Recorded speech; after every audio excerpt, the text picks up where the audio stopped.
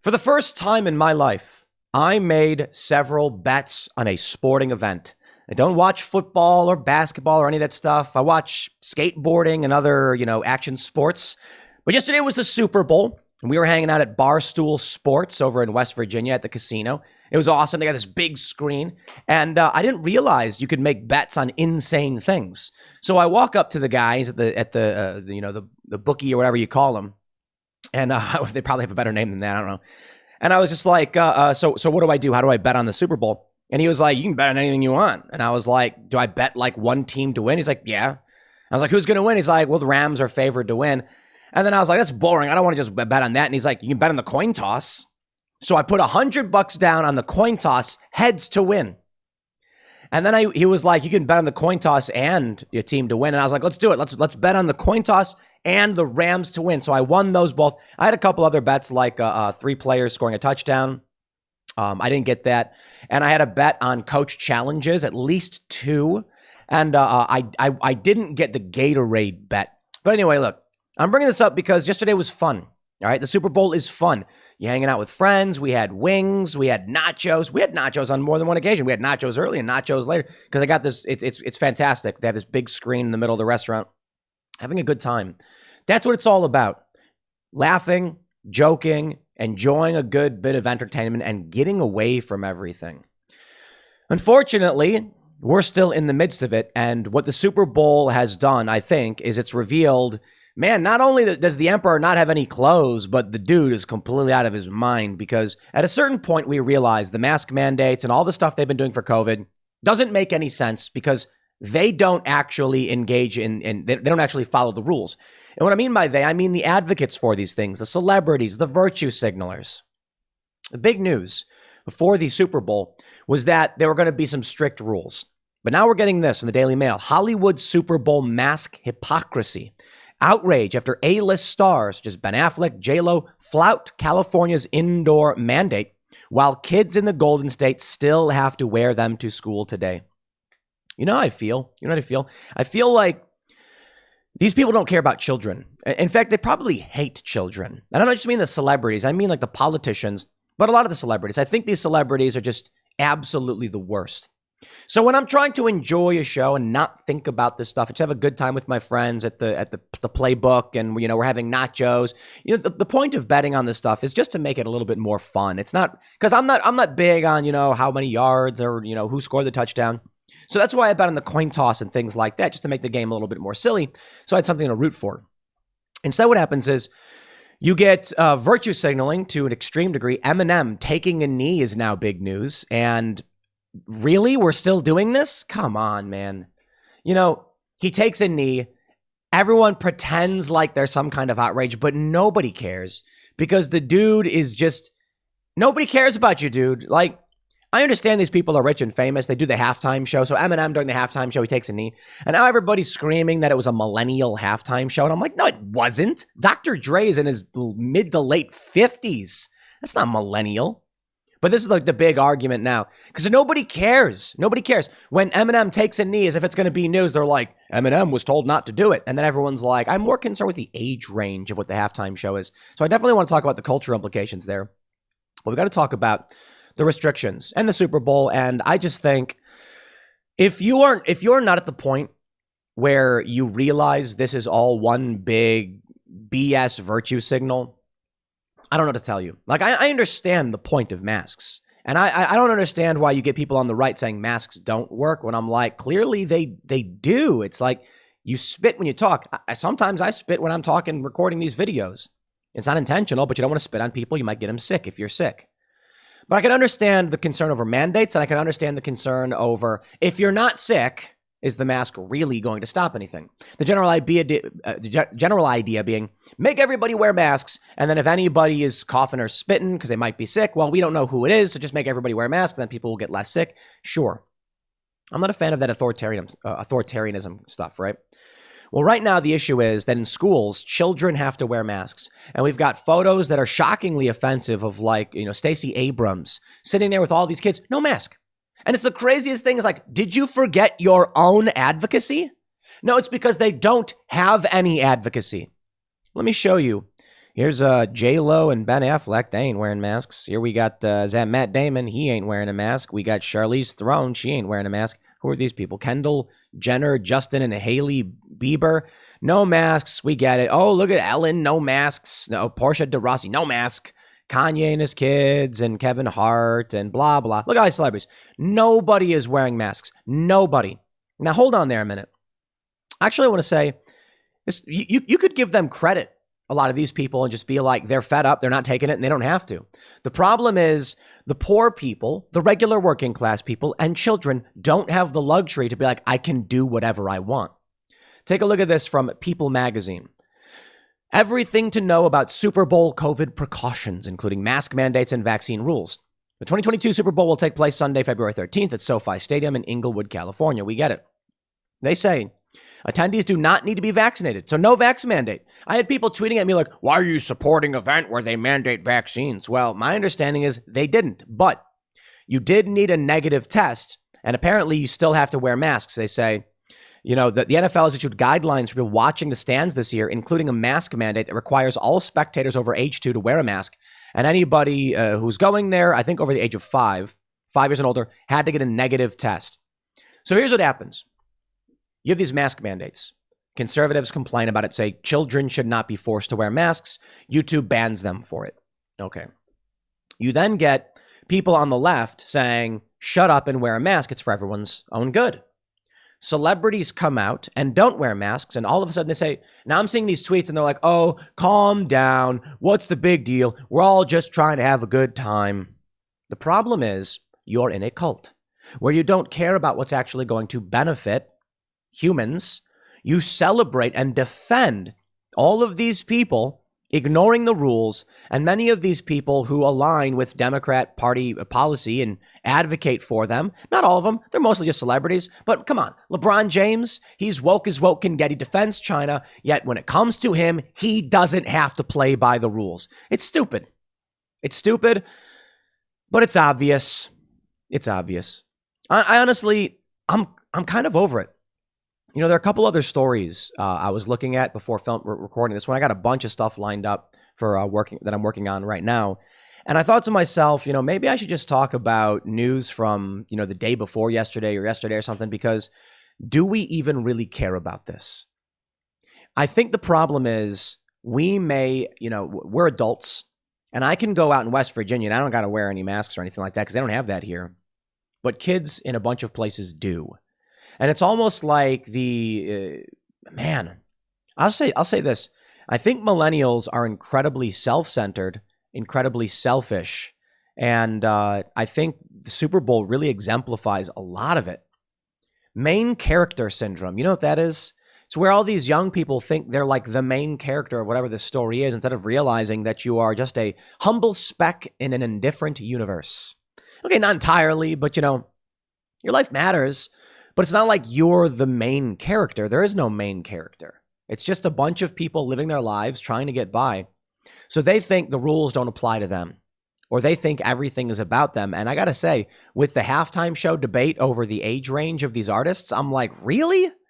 You know, millennials are trying to take credit for a Gen Xer event. And I got the data to back this up. I understand you might be millennial and you're familiar with some of the artists at the halftime show, but dude, when Dr. Dre was coming out with his music, I was like 6 or 7 years old, okay? That music was not relevant to my childhood. You're not going to be like, there's a millennial event because Dr. Dre, who's 56, no. I mean, if some of these guys are a bit younger, but millennials just making it about themselves is the funniest thing ever.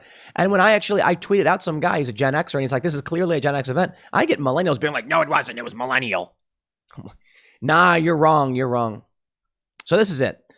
Mask hypocrisy. At this point, how much do any of you care? We know they're liars. We know they're hypocrites. And so I guess the bigger issue is what I see with this. The lie is breaking. You know, if they can't maintain their own facade, well, then it seems like they stopped trying, you know? These are the people that are used as, it's like they're the victors, right? That's a great way to put it. Somebody commented when I tweeted about this. They said, you know, things aren't going so well in the districts, but things in the capital seem to be going well. Celebrities are like the victors. They get these people who are, many of them for humble upbringings or middle class backgrounds. They become celebrities. Not all of them. Some of them are just born rich and wealthy. They rise up, and now they're all here partying, flouting the rules that doesn't apply to them, being paraded around to convince everybody that, just do as you're told. Life is good. They virtue signal.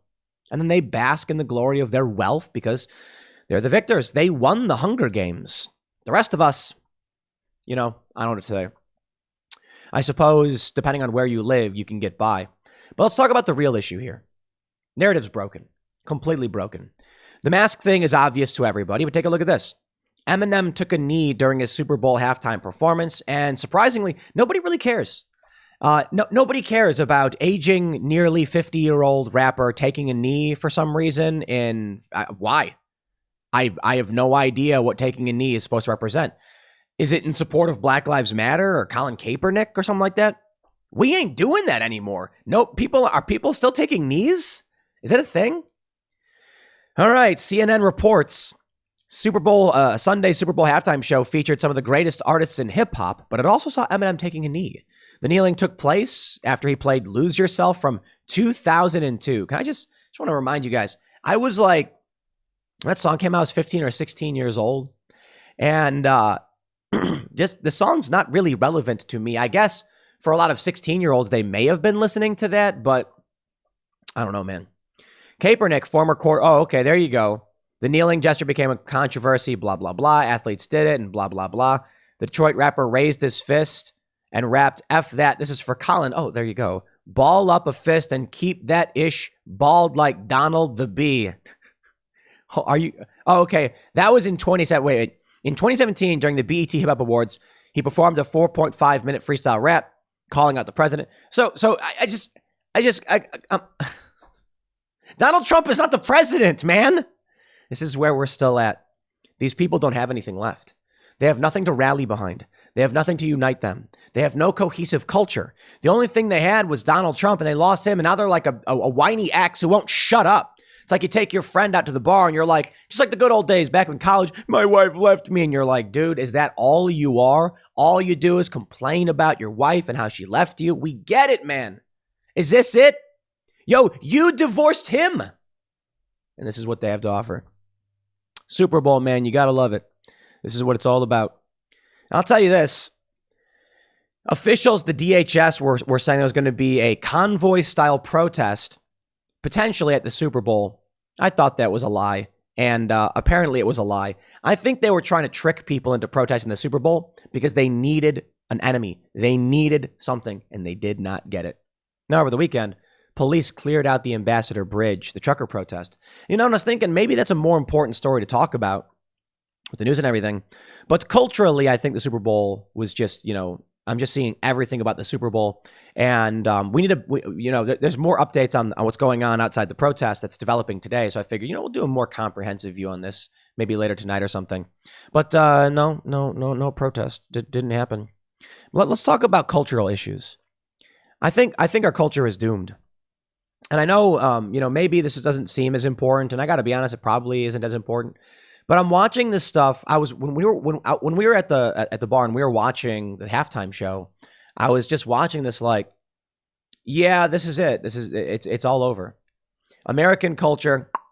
People like to point out that the halftime shows are usually for boomers, and they'll get like Rolling Stones and like older bands and stuff like that to play.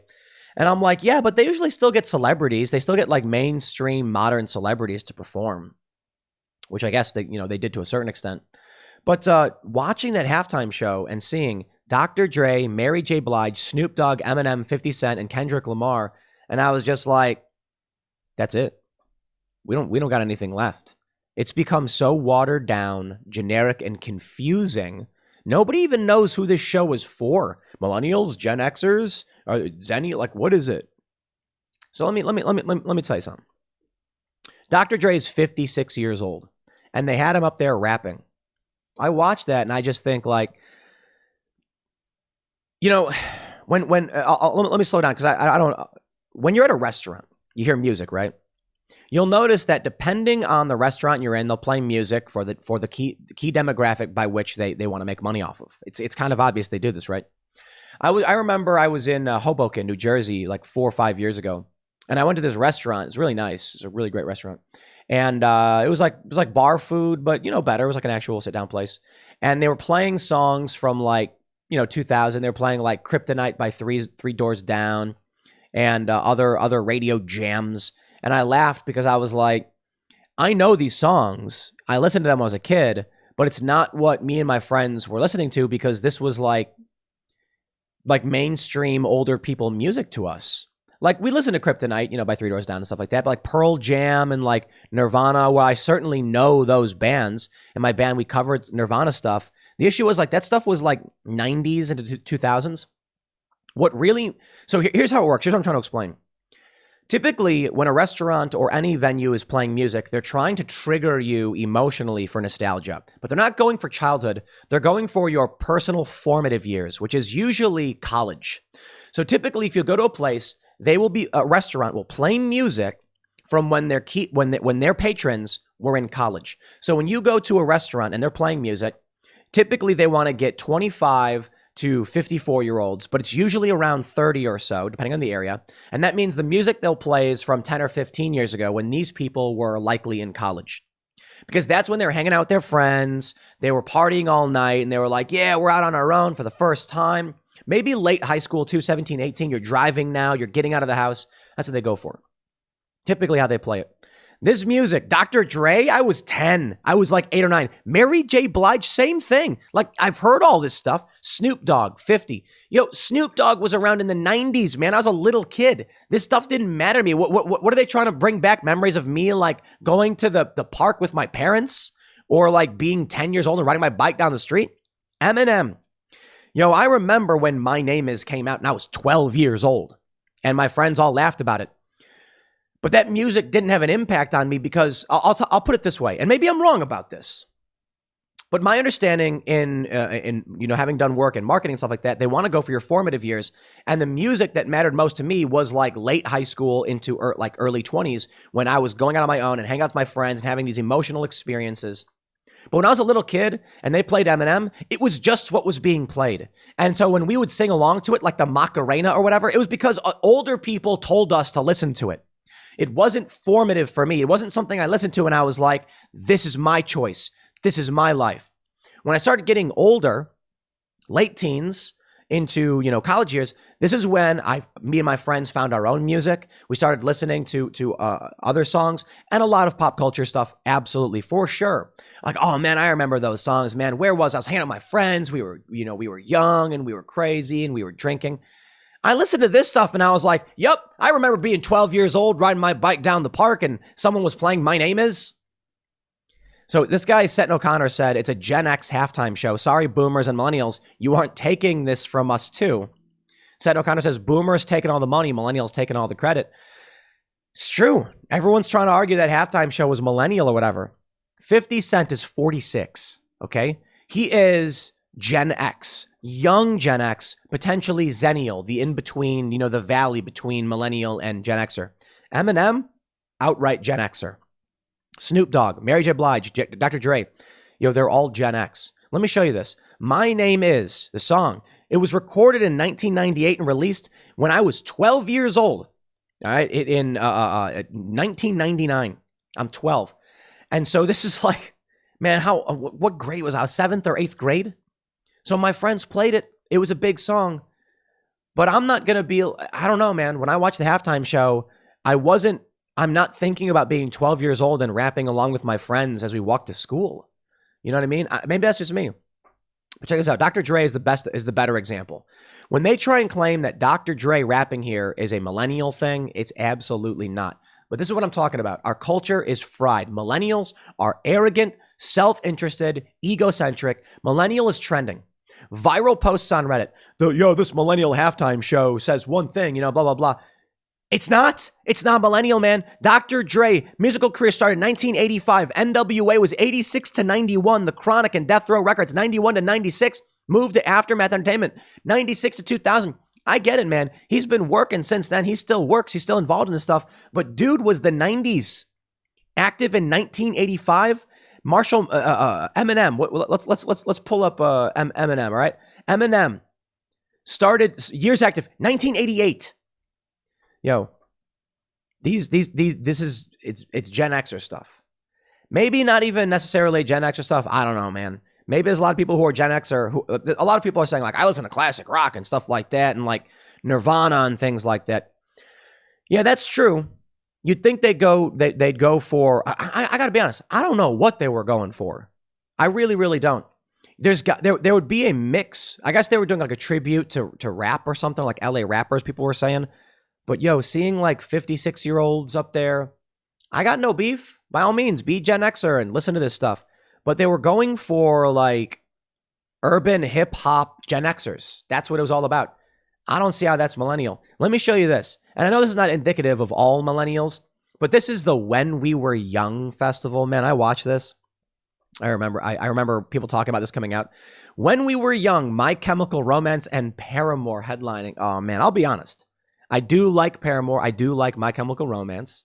And I don't think they have the greatest songs in the world, but this is the stuff that I was listening to when I was like, I don't know, what, 15, 16, 17, 18. And then as I got older, I started to listen to like more serious stuff. And so this is funny because for me growing up in Chicago, this is what, and skate park stuff, this is what everybody was listening to. That being said, I don't think this stuff was the most popular music, to be completely honest. I know it wasn't. So it's interesting. It's basically the Vans Warped Tour, but it was very, very popular. This stuff was more relevant to me as a millennial. And we did listen to, you know, I don't know, man. This is the stuff that was on the radio all the time. AFI, The Used, Taking Back Sunday, A Day to Remember. But I think if we go back and we look at what was actually the top Billboard charting stuff, I don't think, you know, I don't think you can call it millennial, what we saw at the Super Bowl. I will admit, I'm exhausted. We're out all night, Super Bowl, you know, hanging out, having a good time. So it's a tired Monday, to put it mildly. But I don't know, man. The Super Bowl seemed just wacky. It seems disconnected, right? I can't tell what's happening anymore in terms of like a cohesive culture. I can't tell, and maybe you feel this way. The United States feels dejected, broken apart. You know, I talk about civil war, and maybe the thing is, it's not just about jurisdiction or borders or boundaries or virtue signaling. It's about cohesive culture, of which there isn't. It seems disparate and fractured. Like, I don't know who they were going for with this. Gen Xers, I guess, but I don't even think among Gen Xers, this is the most entertaining stuff to even watch. But I get it, man. You know, they have the Rolling Stones come out all super old when they're trying to get boomers to watch. And maybe that's just it. Maybe I look at this and I'm like, seeing these aging rappers, this is weird. It's going to be really, really funny. I'll tell you this. When in like 5 or 10 years, you've got like a 40 or 50-year-old My Chemical Romance or Alkaline Trio or whatever. And I'm just going to be like, all right, when I look at Bayside, wow. When We Were Young. That's a funny thing. Dude, I'm 35. I listen to this stuff, but sure, I get it. Whatever, man. I'm pretty sure I'm older than these people. Like, isn't the lady from Paramore, what is she, like 30 something, like early 30s? Like, dude, we're not that old. We're not even middle-aged, like just in our 30s. Whatever, man. I guess, I don't know. Is this targeting people who are young or something? Whatever, man. I hope you woke up from your Super Bowl Sunday parties and you're having a good time and you're having a nice cup of coffee and you're waking yourselves up. I'll leave it there. Next segment's coming up at 1 p.m. on this channel. Thanks for hanging out, and I'll see you all then.